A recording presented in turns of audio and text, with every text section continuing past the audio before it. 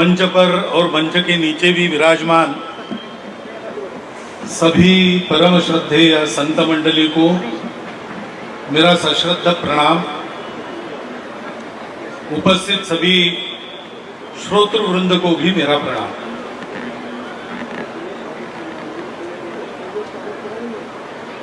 सत्य, अहिंसा, शांति और समता।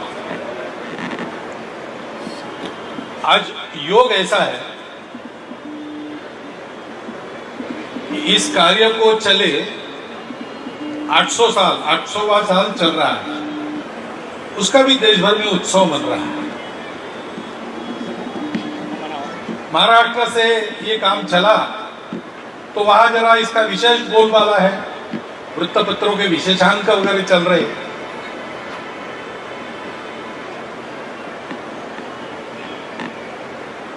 तो वो जो 800 साल से प्रयास चल रहा है, उसका 800वां वर्ष मनाने के जो सारे प्रयास हो रहे हैं, उन प्रयासों को स्वाभाविक है मेरा तो समर्थन नहीं, मेरा यानी एक व्यक्ति के नाते नहीं, संघ के स्वयंसेवकों का समर्थन रहता ही है ऐसे कामों को, क्योंकि उसमें समता है और हिंदू समाज को संगठित करना है तो समता अनिवार्य बात है। सामाजिक समता और हिंदू संगठन ये दो समानार्थी शब्द है, ऐसा पूजनीय बाला साहब देवरस जी हमारे तृतीय सरसंघ चालक कहते। और शांति सबको चाहिए, क्योंकि शांति में से ही उन्नति होती है और हम सब लोग भारतवर्ष की, भारतीय समाज की उन्नति चाहते हैं। और केवल हमको उन्नति नहीं चाहिए, वो नीति के साथ उन्नति चाहिए। तो भारतवर्ष में सत्य की प्रतिष्ठा है, ये सत्य पर चलने वाला देश है, सत्यमेव जयते वाला देश है। और इसका प्रयास हमेशा ऐसे रहा है, जीने का तरीका ऐसा सिखाओ कि हम भी जिए और दूसरों को जीने दें। इसी को कहते हैं अहिंसा। भाई चार बातें देखी तो समानार्थी शब्दों में धर्म का वर्णन है। धर्म के चार पैर है। पहला है सत्य, वो जैसा का वैसा हमने उच्चारित किया है। दूसरा है करुणा। करुणा ही अहिंसा की जननी है। मन में दया आती है, मन में अपनेपन के कारण एक लगाव रहता है, तो मनुष्य विचार करता है मेरे कारण दूसरे को धक्का न पहुंचे।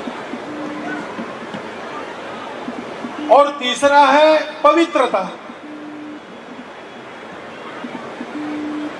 अब ये सत्य पर चलना और किसी को दुख नहीं देना, ये वही आदमी करता है जो विचार, वाणी और कर्म से पवित्र हो, यानी शरीर, मन, बुद्धि से पवित्र हो। बाह्य शुचिता, अंतर्गत शुचिता दोनों चाहिए। और ये अपने आप नहीं होता, उसके लिए तपस्या करनी पड़ती है। उस तपश्चर्या को धर्म का चौथा पैर कहते हैं। अब वही बात है, अंतर्बाह्य शुचिता जिसके पास है वो सबको उसी आत्मीय और पवित्र नजर से देखेगा, तो उसको कोई छोटा बड़ा दिखाई नहीं देगा, सब अपने दिखाई देगा। छोटे बच्चे घर में होते हैं, बड़े बूढ़े होते हैं, अपने अपने स्थान के अनुसार उनका मान सम्मान व्यवहार सब होते रहता है, लेकिन मुख्य बात ये रहती, कोई छोटा हो कोई बड़ा हो, घर में सब अपने होते हैं। और इसलिए छोटा बालक भी थोड़ा बीमार हो गया तो बड़े व्यक्ति अपने अधिकार को छोड़कर उसके लिए ज्यादा करते हैं, स्वयं को थोड़ा पीछे रखते हैं। घर के बड़े बूढ़ों की सेवा जो कमाना जिन्होंने बंद कर दिया है और दवाई का खर्चा जिनका बढ़ जाता है, उपयोग तो कुछ नहीं, खर्चा बढ़ गया, ऐसा नहीं सोचते, क्योंकि ऐसे होने के बाद भी वो हमारे अपने हैं। इस अपनत्व के आधार पर 800 साल से ये काम चला है। और दूसरा योग है कि इधर की ओर इसकी जो सभा बनी, उनका ये 1.25 वर्ष शुरू हो गया 14 अप्रैल। 14 अप्रैल का समानता से संबंध है, समता से संबंध है। आज जिनकी जयंती सारे देश में मर रही है, उनका भी सामाजिक विषमता समाप्त करने का ही जीवन कार्य है।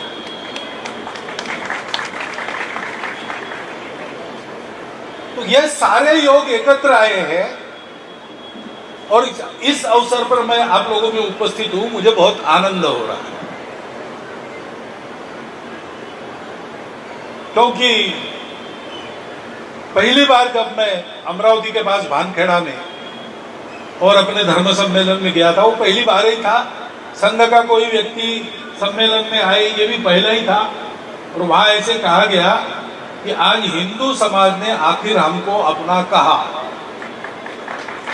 तो मुझे उसका आनंद भी हुआ और दुख भी हुआ कि 800 साल ये क्यों नहीं है। पहली बार हमने किया तब हुआ, ये कारण, ये इसका कोई कारण नहीं था, ये सब अपने ही लोग हैं। चक्रधर स्वामी जी ने गीता के आधार पर ही धर्म ही बताया, और क्या है। भारत धर्म प्राण देश है, भारत का प्राण धर्म है। अगर हम धर्म छोड़ देते तो हम भारत के नहीं रहते। और धर्म यानी केवल कर्मकांड नहीं, वो 4 बातें, सत्य, करुणा, शुचिता, तपस्या, अथवा आपकी आज की शब्दावली में सत्य, अहिंसा, शांति, समता। इसका आचरण होना चाहिए। इसका भाषण होते रहता है, सब लोग करते रहते हैं। जो चक्रधर स्वामी के कार्य में नहीं है वो भी वही करते रहते हैं। यूनो के अध्यक्ष भी वो हिंदू भी नहीं है, वो यही कहते रहते हैं, क्योंकि इसका विरोध कोई भी मनुष्य कर नहीं सकता। यह मनुष्यता के विरुद्ध है इसका विरोध करना, और ये जीवन का सत्य है। लेकिन मुख से उसकी भलावनी करना बात अलग है, इसका आचरण होना चाहिए। और समाज में सतत धर्माचरण चले, इसलिए अपने स्वार्थ को छोड़कर जीवन के सत्य पे सतत संबद्ध रहकर समाज में विचरण करते हुए अलख जगाने वाली मंडली संतों की मंडली रहती है। और वो मंदिर खड़े करते हैं, इसे केंद्र बनाते हैं, जहां से इस संदेश का बौद्धिक और व्यावहारिक भाग सारे समाज में प्रचलित हो जाए। यानी हमको ये ज्ञान भी हो, सत्य क्या है, अहिंसा क्या है, शांति क्या है, समता क्या है, और जो ज्ञान है वैसा व्यवहार भी हो। तो केवल ज्ञान का उपयोग नहीं, पोथी पढ़ी पढ़ी जगम हुआ, पंडित भयानक हो। इन सब पोथियों का सार है अपनापन, प्रेम। ढाई आकर प्रेम का पढ़े सो पंडित हो। तो मंदिरों का यह महत्व है। मंदिर का केंद्र मूर्ति होती है। वो मूर्ति ऐसी होती है, भगवान अपने यहाँ श्री कृष्ण है, चक्रधर स्वामी है, श्री गोविंद प्रभु जी है। इनका जो जीवन हमको पता है, उस जीवन को देखेंगे तो इन 4 तत्वों की प्रतिमूर्ति वो सब है। सब प्रकार की परिस्थितियों में इन तत्वों का व्यवहार कैसे करना है। व्यवहार अलग अलग हो सकता है परिस्थिति के अनुसार, लेकिन तत्व बिना छूटे उसको बढ़ाने वाला व्यवहार हो। जब जो आवश्यक है सब करना है, लेकिन वो तत्व को छोड़ के नहीं करना है, तत्व को बढ़ाकर ही करना है। ये कैसे किया जाए, ये कसरत जीवन में करनी पड़ती है। उसका उदाहरण वो मंदिर की मूर्तियां हैं, और वो वहां केंद्र में है, वहां से प्रेरणा लेते हैं संत। उस प्रेरणा का प्रचार प्रसार तत्व में और व्यवहार में करते हैं, बोलने में, विचार में और आचरण में करते हैं। इसलिए ये मंदिर, सब प्रकार के मंदिर, सब पंथ संप्रदायों के मंदिर, भारत के जीवन का जब से मंदिर बनना शुरू हो गया मध्य युग में, तब से केंद्र रहे। आज भी अपने अत्यंत और कठिन अवस्था में भी इन मंदिरों में जाके हम लोग सुकून पाते हैं दर्शन करके। हमको समझ में नहीं आता हम क्या पा रहे हैं, लेकिन उस मूर्ति को देखते हैं, उसका चरित्र याद करते हैं, उसको भक्ति भाव से प्रणाम करते हैं, और वरदान कुछ भी मांगे वास्तव में हम उसको वो व्यवहार की प्रेरणा मांगते हैं, तो मन शांत हो जाता है। और शांत मन में सब ठीक बातें आती है। अस्थिर मन में सब गलत बातें आती हैं। अव्यवस्थित चित्तानाम प्रसादोपि भयंकरा। जब आदमी का मन खलबली में रहता है, व्यग्र रहता है, अशांत रहता है, तो उसने कोई अच्छा काम भी किया, कोई प्रसाद भी दिया तो भी वो भयंकर हो जाता है। जंगल में भालू होता है, वो हमला करता है आदमी पर दिखा के और पकड़ के उसको फाड़ डालता है। लेकिन कुछ लोग कहते हैं वो भालू हमला नहीं करता, उसको आदमी अच्छा लगता है इसलिए उसको पकड़ता है और पकड़ के उसको हंसाने के लिए गुदगुदी करता है। लेकिन स्वयं अवस्थित है, नाखून बड़े हैं, तो उसकी गुदगुदी से अपने सीने पर घाव हो जाता है, पेट फट जाता है। क्योंकि वो अवस्थित है, वो प्रेम से भी कुछ कर रहा है, हमारे लिए आपत्ति हो जाती है। मंदिर में हमको मन की शांति मिलती है, शांत मन में सब अच्छी बातें अपने आप प्रवेश करती है, क्योंकि मनुष्य का स्वभाव अच्छाई की ओर जाता है। हमारी आंखों में अगर विषमता का विष चढ़ गया है तो उसको उतार दे। चक्रधर स्वामी ने क्या किया? तत्वज्ञान तो गीता का ही बताया, लेकिन तत्वज्ञान वही बताया, लेकिन व्यवहार करके बताया। उस समय इस ज्ञान के अधिकारी जिनको नहीं मानते थे उनको जोड़ा। महिलाओं को ज्ञान का अधिकारी नहीं मानते थे। कई हमारी प्रचारिका महिलाएं तब से बन रही है, ये आज की बात नहीं है। उस समय में ये सोचा गया, इसलिए सोचा गया कि संतों को जो समदृष्टि प्राप्त होती है वो उनके पास थी, और उस समदृष्टि को सारे समाज को देने का बीड़ा उन्होंने उठाया। ये ईश्वर का ही काम है, ईश्वर की प्रेरणा से होते हैं, ईश्वर के अवतार करते हैं, संतों के द्वारा आगे बढ़ता है। हम लोगों को इसमें हाथ लगाना है। मैं क्यों आता हूं? वहां भी आया, अमरावती, नागपुर में भी मिला, उसके बाद सोलन में गया, आज यहां पर आया, खतौली में जाने वाला, और अगले सत्र में देखते हैं तेलंगाना में भी क्या बनता। तो ऐसे लोग जरूर निकलेंगे समाज में कि ये संघ के सरसंघ चालक को जयकृष्णियों का, महानुभावों का बड़ा प्रेम है। प्रेम तो हमारा सबके साथ है, पूरा समाज अपना है, और जिस समाज के हम हैं वो समाज पूरी मानवता को अपना मानने वाला है। महाराज की जय। हे विश्वची माझे घर, ऐशी जयाची मती स्थिर, किंबहुना चराचर आपणची झाला। ऐसा जिनका वर्णन करते हैं वो संत जहां जहां होते हैं वो काम मेरा अपना ही है, इसलिए मैं आता हूं। मेरे से कुछ हाथ लग जाए, काम हो जाए।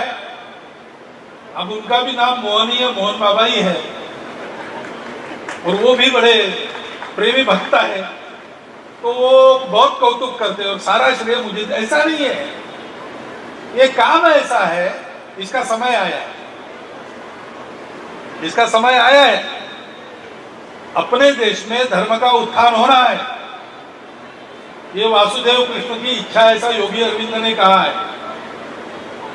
इसलिए धर्म के उत्थान के साथ भारत का उत्थान, ये प्रक्रिया चल पड़ी है और ये पूर्णता की ओर जाएगी, ये पक्का है। और इसलिए आपके इस प्रचार कार्य के, संप्रदाय के कार्य के, धर्म के कार्य के उन्नति के लिए जो जो साधन आप पाने का प्रयास करते हैं उसमें आप सफल हो रहे हैं। हम जुड़ते हैं, वो हमारे लिए भाग्य है कि हम निमित्त बन रहे हैं। किसी के अकेले के कहने से सरकार नहीं करती, उनको पता चलता है ये जो बताया गया है, हाँ ये काम सच्चा है, ये होना चाहिए, ऐसा वो कन्विंस हो जाते हैं, तब वो करते हैं। जिस किसी का शब्द वहां जा सकता है उन सबका काम है ऐसे काम को हाथ लगाना। तो आपको तो वहां शब्द ले जाने की जरूरत नहीं, लेकिन आप इस मंदिर को बड़ा कर सकते, अच्छा कर सकते। उसके लिए व्यय आदि की व्यवस्था में कुछ प्रबंध वगैरह करने के लिए समय, ये सब दे सकते हैं। स्वयं अपने संप्रदाय निर्दिष्ट भक्ति के मार्ग पर, नामस्मरण पर रोज चलकर इस संप्रदाय को ऐसे बढ़ा सकते हैं। आचरण से धर्म बढ़ता है, वो आचरण आप कर सकते हैं। और इसके प्रचार प्रसार में समय देना, शब्द देना, जो कुछ आप दे सकते हैं जिससे उपयोग होता है, वो देकर आप इसको बड़ा कर सकते हैं, क्योंकि ये काम भगवान का है। संत इसको हमारे दरवाजे तक लेके आने वाले लोग हैं, लेकिन ये करना हमको है। भगवान स्वयं काम नहीं करता। गीता में भगवान ने ये नहीं कहा, अर्जुन ने जब कहा नहीं लड़ता हूं, भगवान ने कहा ठीक है तू नहीं लड़ता तो क्या, मैंने सब पहले रच के रखा है, अब मैं ही कर देता हूं पूरा। भगवान कर सकते थे, उन्होंने वैसा नहीं किया। रणांगण के बीच में 18 अध्याय गीता बताई अर्जुन को, उसको तैयार किया, उससे करवाया, स्वयं केवल रथ चलाया। तो भगवान अपने हाथ से काम नहीं करते, भगवान है करोनी अकर्ता, करके भी अकर्ता रहते। गुरु नानक देव जी ने कहा बाबर के आक्रमण का वर्णन करते समय कि कुछ अहंकार हो गया यहाँ के समाज को, तो सबक सिखाना था, तो क्या किया, आप दोष न लेवे करता जमकर मुगल चढ़ाए। तो सबक सिखाने के लिए स्वयं पर दोष भगवान लेते नहीं, तो मुगलों को निमित्त बनाया यहाँ तबाही का। भगवान की पद्धति ऐसी है, अच्छा करना हो, बुरा करना हो, कुछ भी बुरा तो होता नहीं, सृष्टि आगे ले जाने के लिए जो कुछ करना हो वो स्वयं करते नहीं, करवाते हैं। तो भगवान के कार्य का करने वाला बनना, नौकर बनना, उसका जो बताया जाता है वो करने वाला, ये सौभाग्य मनुष्य को मिला है और किसी प्राणी को नहीं मिला है। उसके लिए उसके दिमाग में बुद्धि रखी है, चिंतन रखा है, उसका उपयोग करके इस कार्य को बढ़ाने वाली सब बातें हम अपने अपने सामर्थ्य शक्ति के अनुसार पवित्र मन से, पवित्र वाणी से सबके प्रति समदृष्टि रखकर करते चले। इसलिए आज इस समारंभ का आयोजन हुआ, ऐसा मैं मानता हूं, और इसलिए इस प्रयोजन को आपके सामने रखता हूं। इस रखने में मेरी छोटी बुद्धि के कारण कुछ कम अधिक हो गया होगा, तो यहाँ उपस्थित सभी अधिकारी वर्ग की क्षमा याचना करता हूं, और मेरा आपने सुन लिया, इसलिए आपको धन्यवाद देता हुआ मेरे विचार पूर्ण कर